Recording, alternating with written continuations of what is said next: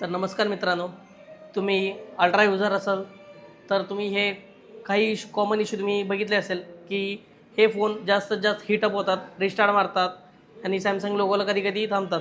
तर त्या केसमध्ये आज आलेलं आहे सॅमसंग S22 अल्ट्रा माझ्याकडे. हा फोन पूर्णपणे बंद आहे आणि कस्टमरला डेटा खूप इम्पॉर्टंट आहे.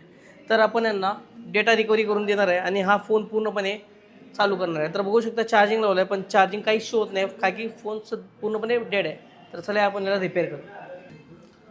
तर नमस्कार मित्रांनो, तुम्ही अल्ट्रा युजर असाल तर तुम्ही हे काही कॉमन इश्यू तुम्ही बघितले असेल की हे फोन जास्तीत जास्त हीटअप होतात, रिस्टार्ट मारतात आणि सॅमसंग लोगोला कधी-कधी थांबतात. तर त्या केसमध्ये आज आलेलं आहे सॅमसंग S22 अल्ट्रा माझ्याकडे. हा फोन पूर्णपणे बंद आहे आणि कस्टमरला डेटा खूप इम्पॉर्टंट आहे.